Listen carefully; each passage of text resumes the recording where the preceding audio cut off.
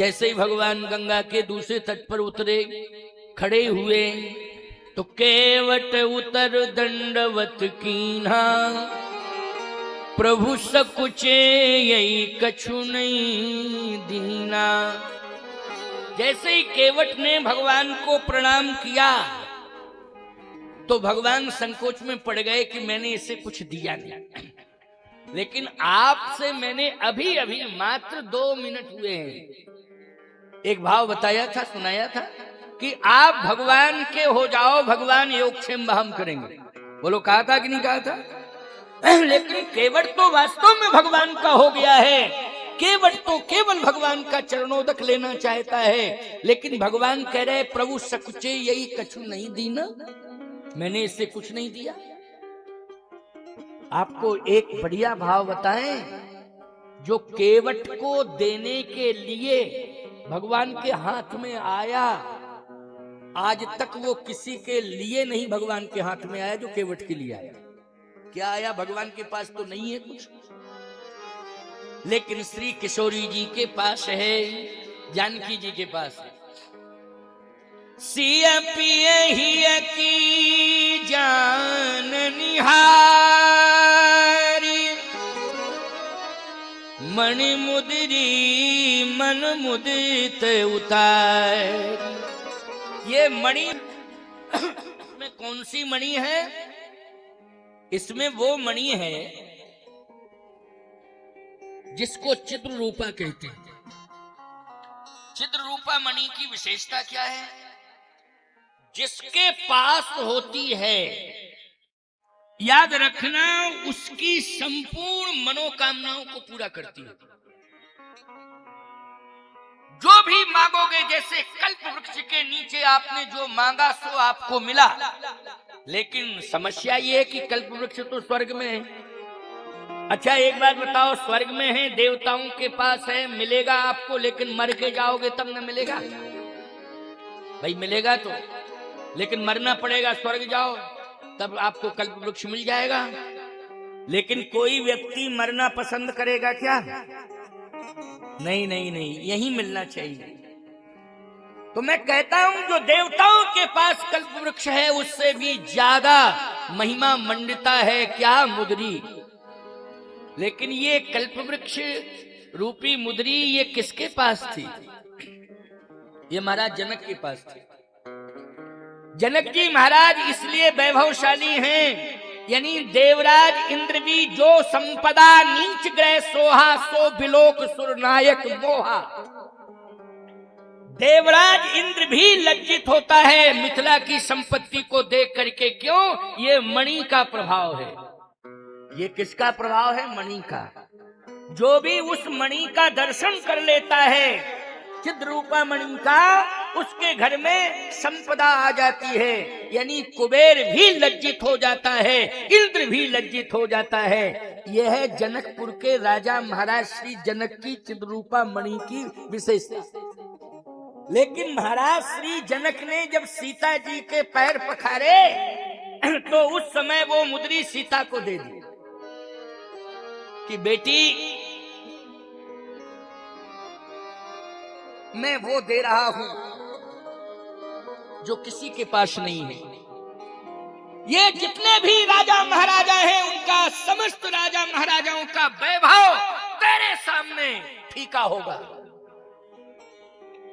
ये वो मुद्री जो मुझे मिली है, आज मैं वो तुझे दे रहा हूं।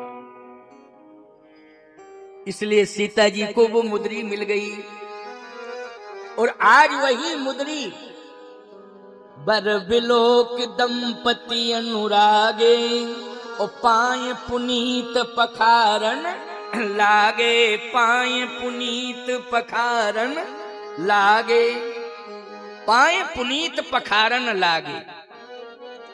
महाराज जनक ने जब श्री जानकी जी के बेटी जानकी के चरण पखारे तो उन्होंने वही चिद्रूपा मणि मुद्री दे दी। सीता जी वही मुद्री लेकर के चल दी हैं अयोध्या से। और आज जैसे ही भगवान संकोच में आए, प्रभु सकुचे यही कछु नहीं दीना, तो श्री जानकी जी ने वही मणि मुद्री उतारी, केवट के लिए उतारी। बोलो उतारी कि नहीं? आप समझ रहे हो भाव कि नहीं, कि भक्त को भगवान वो दे रहे हैं जो किसी राजा महाराजा के पास नहीं होता है। ना वो अब मिथिला में है, ना वो अयोध्या में है, और ना वो इंद्र के पास है, ना कुबेर के पास है, और ना दशानन रावण के पास है, जो केवट को मिलने जा रहा। क्योंकि सीता जी के पास है, सीता जी दे रही हैं, वो केवट को मिल रहा है। बोलो, भक्त सबसे बड़ा अमीर होता है कि नहीं होता है? भक्त जो है सबसे बड़ा अमीर होता है प्यारे। इसलिए केवट को आज दिया जा रहा है वो मणि मुद्री का बहुत बड़ा स्वरूप आज केवट को मिल रहा है। वो मणि मुद्री केवट के लिए श्री किशोरी जी ने उतारी है। सिय पिय ही की जान निहारी, सिय पिय ही की जान हारी, मणि मुद्री मन मुदित उतार, मणि मुद्री मन मुदित उतार। वो मणि मुद्री जो है सीता जी ने उतारी और कहा, लो प्रभु, धीरे से चुपचाप दे दी। कह लीजिए। कहा नहीं, बहुत ज्यादा जोर से नहीं कहा, एकदम धीरे धीरे धीरे धीरे उतारी और धीरे से चुपचाप प्रभु के हाथ में पकड़ा दी। अच्छा, भगवान ने जैसे ही देखा कि कुछ मुझे मिला, टटोला कुछ मिला, तो वो मुद्री थी। लेकिन फिर धीरे से देखा, रे बोले ये तो बेशकीमती मुद्री, ये साधारण नहीं है। लेकिन धन्य है जानकी, भक्तों के लिए भगवान का सब कुछ निछावर है। समझ गए हो कि नहीं? किसके लिए निछावर है याद रखना, भक्तों के लिए निछावर है। योगक्षेमं वहाम्यहम्, भगवान अपना सब कुछ दे देते हैं। इसलिए कहेऊ कृपालु लेहु उतराई, कहेऊ कृपालु लेहु उतराई। तो केवट ने कहा, नहीं लूंगा, नहीं लूंगा, नहीं लूंगा। भगवान ने कहा, ये बहुत कीमती मुद्री है, सोना भले ही तुम्हें कम दिखाई दे रहा है, लेकिन इसमें जो मणि है ना, वो बहुत महत्वपूर्ण है। इंद्र के पास भी नहीं है, कुबेर के पास भी नहीं है, बड़े बड़े राजा महाराजाओं के पास नहीं है, जो आज मैं तुम्हें दे रहा हूं। कहेऊ कृपालु लेहू उतराई, केवट चरण गहे अकुलाए। केवट ने चरण पकड़ लिए। भगवान ने कहा, ये मुद्री क्यों नहीं ले रहे हो? केवट ने कहा कि एक निवेदन करूं, आप अन्यथा मत लेना। आपके पास तो देने के लिए कुछ भी नहीं था, लेकिन ये मुद्री कहां से आ गई? आपने क्या जादू का प्रयोग किया? तो भक्तों पर जादू टोना नहीं चलता है। एक बात और सुन लो, जो भक्त होते हैं वो जादू टोना को स्वीकार नहीं करते हैं, ना जादू टोना पर विश्वास करते हैं, और ना भक्तों को जादू टोना प्रभावित करता है। केवट ने कहा कि आपका जादू टोना मेरे ऊपर नहीं चलेगा। ये आपने जादू किया जब आपके पास कुछ भी नहीं था, लेकिन मुद्री कहां से आई? भगवान ने कहा कि केवट, ये मुद्री जानकी के पास थी, इसलिए जानकी ने ये मुद्री मुझे दे दी, मैं तुम्हें दे रहा।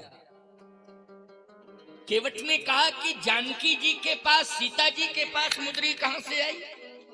लक्ष्मण जी बोले, अब पूरी लिस्ट निकाल के पढ़वाओ, कहां से क्या है। जो भी आपको मिथिला में मिला है, पूरी अयोध्या से लिस्ट मंगाओ कि ये मिला, ये मिला, ये मिला, ये मिला, ये मिला। जो भी दहेज में आपको मिथिला से मिला हो, वो सारा का सारा रिकॉर्ड मंगाइए और इसे पढ़वाइए। केवट बोला, बगल वाले फिर बोलने लगे बीच में।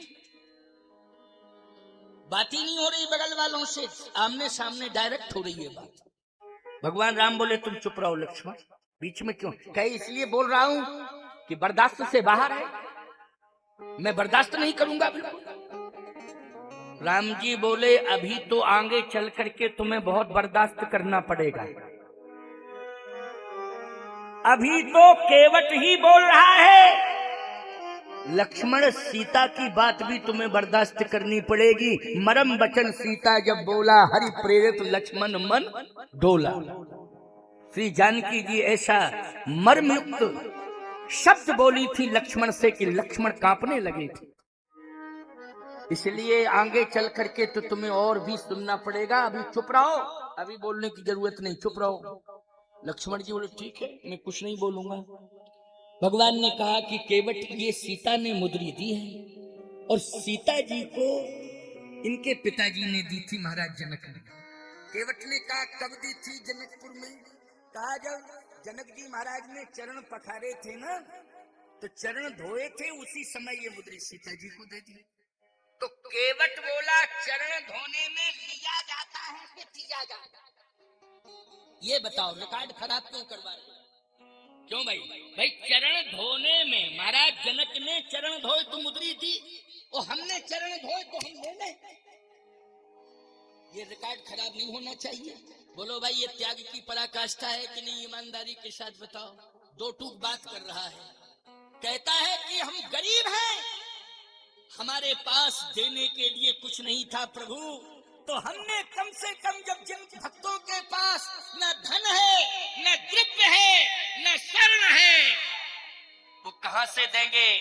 लेकिन जिनके पास कुछ भी नहीं होता देने के लिए, वो दान श्रमदान करते हैं। मैंने श्रमदान कर दिया है क्योंकि मेरे पास श्रम था। चरण पखारे तो श्रमदान कर दिया है, श्रम दे दिया है, श्रम से आपको पार कर दिया है। जनक जी राजा थे, चरण धोए, उन्होंने मुद्री दे दी थी, हमने चरण धोए तो श्रमदान कर दिया, अपनी श्रम सेवा आपके साथ जोड़ दी है और श्रम के माध्यम से आपको पार कर दिया है। और सत्य तो ये है कि हे प्रभु, मैं सनातनी हूं, मैं गरीब जरूर हूं, लेकिन मेरे रोम रोम में सनातन के संस्कार हैं। अगर मैंने पार किया है आपको, तो मैं मजदूरी में बहन बेटियों के आभूषण नहीं लूंगा। क्यों भाई? मजदूरी में बहन बेटियों के आभूषण नहीं लूंगा। ये जानकी जी के आभूषण हैं, ये जानकी जी की उंगली की मुद्री है, ये आभूषण है। मैं इतना गिरा हुआ इंसान नहीं हूं कि चरण धोऊं और बहन बेटियों के आभूषण ले लूं। ऐसी मजदूरी मुझे नहीं चाहिए, क्योंकि बहन बेटियों का सम्मान सुरक्षित रहे, ये हमारा धर्म है। बहन बेटियों का सम्मान सुरक्षित रहे। अगर हम सम्मान नहीं करेंगे तो आगे चल करके कौन सम्मान करेगा? इसलिए ये मुद्री नहीं है, ये सीता जी का सम्मान है, इसलिए सीता जी के पास ही रहना चाहिए, इसे मैं नहीं लूंगा। गजब की बात। केवट ने कहा अगर देना ही है तो बहुत काल हम कीन मजूरी, ओ आज दीन विधि बन भल पूरी, ओ अब कछुनाथ न चाहिए मोरे, ओ दीन दयाल अनुग्रह तोरे, फिरती बार मोही जो देवा, तो प्रसाद हम सिर धरी ले। हे प्रभु, इतनी कृपा करना कि जब आप लौटें तो दर्शन दे देना, इतनी कृपा कर देना तो दोबारा भी आपका दर्शन मिल जाएगा। भगवान ने कहा लेकिन मेरा संकल्प है कि मैं अगर वचन दे दूं या मन में ठान लूं कि ये अमुक का है तो उसी का हो जाता है। अब मैंने मन में सोच लिया ये मुद्री तुम्हारी है तो ये तुम्हारी ही रहेगी केवट।